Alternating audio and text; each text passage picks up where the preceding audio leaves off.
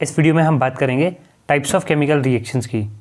इस वीडियो में हम 4 टाइप की रिएक्शंस के बारे में बात करने वाले हैं।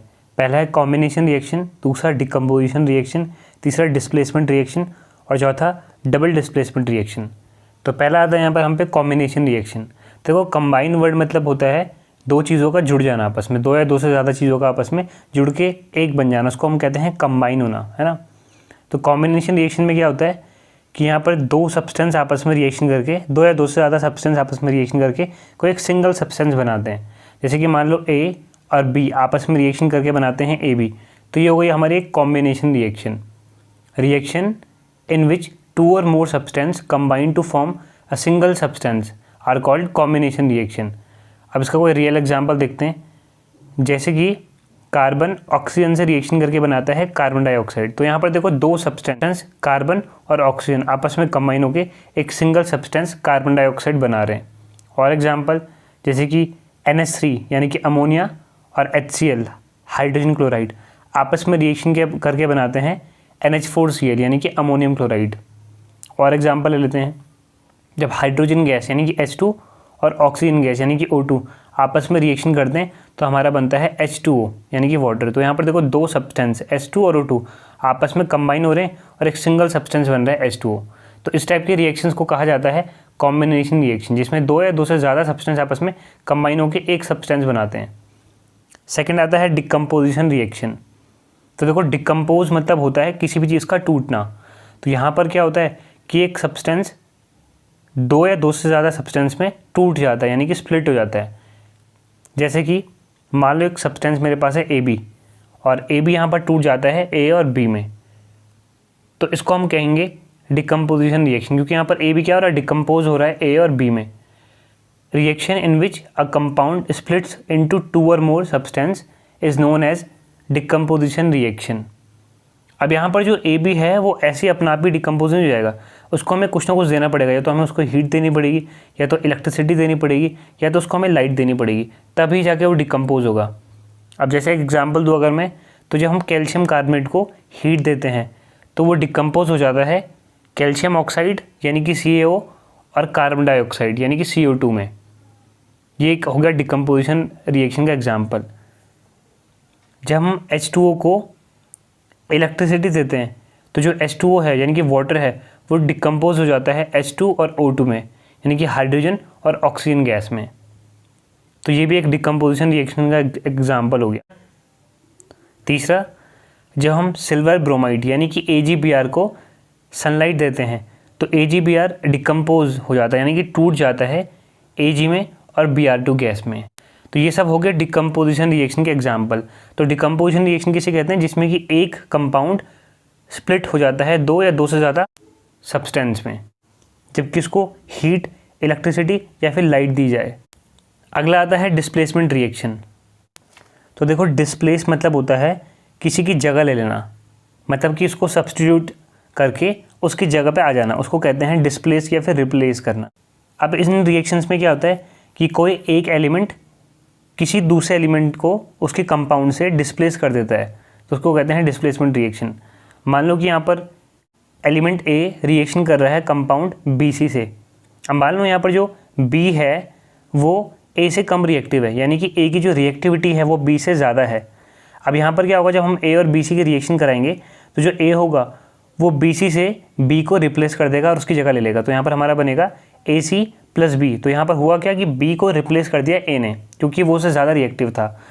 तो reactions in which one element replaces other element in a compound is called displacement reaction या रिप्लेसमेंट रिएक्शन। यहाँ पर रिप्लेस कर रहा है एक एलिमेंट कम रिएक्टिव एलिमेंट को उसके कंपाउंड से।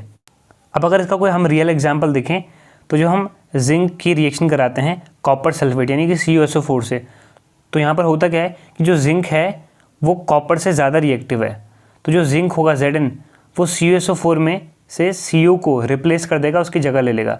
तो यहाँ पर हमारा बनेगा ZnSO4 + Cu। तो यहाँ पर हुआ क्या, जिंक ने कॉपर को रिप्लेस कर दिया। अब आप यहाँ पर सोच रहे होंगे कि कैसे पता लगेगा कि कौन किससे ज़्यादा रिएक्टिव है, कौन किससे कम रिएक्टिव है। तो इसके लिए होती है एक रिएक्टिविटी सीरीज़ जो कि आपको याद होनी चाहिए। रिएक्टिविटी सीरीज़ में सबसे ऊपर आता है पोटेशियम यानी कि के, फिर आता है sodium, calcium, magnesium, aluminium, carbon, zinc, iron, tin, lead, hydrogen, copper, silver, gold और प्लेटिनम आता है सबसे लास्ट में। तो आपको यहाँ पर दिख रहा होगा कि ऊपर से नीचे जाने पर रिएक्टिविटी डिक्रीज़ हो रही है यानी कि घट रही है। इसी देखो यहाँ पर गोल्ड, प्लेटिनम, सिल्वर सबसे लास्ट में आ रहे हैं। इसी वजह से हम ज्वेलरीज में इनका यूज़ करते हैं क्योंकि ये बहुत ही कम रिएक्टिव होते हैं, इनकी रिएक्टिविटी बहुत ही क्या होती है, कम होती है। तो ये रिएक्टिविटी सीरीज़ आपको याद होनी चाहिए क्योंकि डिस्प्लेसमेंट रिएक्शन का एग्जाम्पल देके अक्सर कुछ ना कुछ क्वेश्चन पूछे जाते हैं। जैसे कि अगर हम एग्जाम्पल लें, अगर हम रिएक्शन कराएंगे कॉपर सल्फेट यानी कि CuSO4 की आयरन के साथ, Fe के साथ, तो क्या ये रिएक्शन होगी?